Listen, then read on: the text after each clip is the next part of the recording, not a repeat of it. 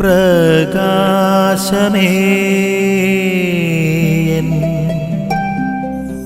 മിഴി തുറക്കുക വേഗം. ഈശോമിശിഹായ്ക്ക് സ്തുതിയായിരിക്കട്ടെ. സ്നേഹമുള്ളവരെ, വചനദീപ്തി എന്ന വചന വിചിന്തനത്തിലേക്ക് സ്വാഗതം. മംഗലവാർത്തക്കാലമാണ്. ഇന്ന് വെള്ളിയാഴ്ചയാണ്, 13-ാം തീയതി. ഇന്നത്തെ വായനയ്ക്കായി നിർദ്ദേശിക്കുന്ന ലൂക്കാ എഴുതിയ സുവിശേഷം 1-ാമത്തെ അധ്യായം 46 മുതൽ 56 വരെയുള്ള വാക്കിനാണ്. മഗ്നിഫിക്കാത്ത് എന്നറിയപ്പെടുന്ന മാതാവിൻ്റെ സ്തോത്രഗീതം. അതിൻ്റെ ആദ്യ ഭാഗം ഞാനൊന്ന് വായിക്കട്ടെ.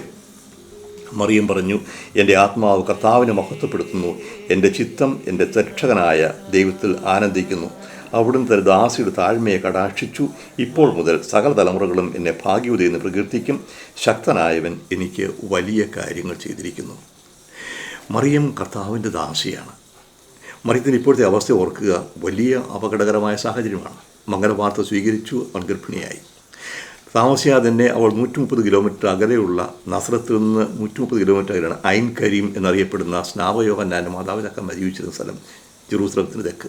അവിടെ എത്തിയിരിക്കുകയാണ്. അവിടെ വെച്ചാണ് മറിയം പറയുക. അപ്പം മറിയം വിവാഹ വാഗ്ദാനം ചെയ്ത സ്ത്രീയാണ്. വരനറിയാതെ അവൾ ഗർഭിണിയായിരിക്കുന്നു. അത് വലിയ അപകടം ഉണ്ടാക്കാൻ സാഹചര്യമാണ്. കാരണം അവൾ തിരിച്ചു ചെല്ലുമ്പോൾ ഗർഭിണിയാണെന്നറിയും, വിചാരണ ചെയ്യപ്പെടും, കല്ലെറിഞ്ഞ് കൊല്ലപ്പെടാം. അത്രയും വലിയ സാഹസമാണ് മുമ്പിലുള്ളത്. പക്ഷേ മറിയത്തിന് ആ ഒരു ചിന്തയില്ല.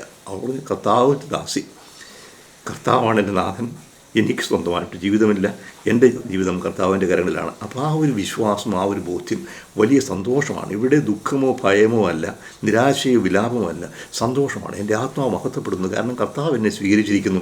എൻ്റെ എളിമ, എൻ്റെ താഴ്മ കർത്താവ് കടാക്ഷിച്ച് എനിക്ക് വലിയ കാര്യങ്ങൾ ചെയ്തിരിക്കുന്നു. ഞാനൊന്നുമല്ല, കർത്താവാണ് എന്നോട് പ്രവർത്തിക്കുന്നത്. അപ്പോൾ ദൈവം എന്നെ സ്വീകരിച്ചു, എന്നെ ഒരിക്കലും കൈവിടുകയില്ല, എനിക്ക് ആവശ്യമായതെല്ലാം തരും, എന്നെ അവിടുന്ന് ഉപയോഗിക്കുന്നു. ആ സന്തോഷത്തോടുകൂടി നന്ദി പറയുക, കർത്താവിനെ സ്തുതിക്കുക.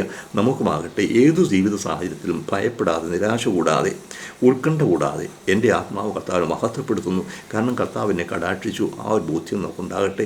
മാതാവിൻ്റെ മഗ്നിഫിക്കാത്ത് നമുക്ക് മാതൃകയാകട്ടെ. നിൻ വഴിയെ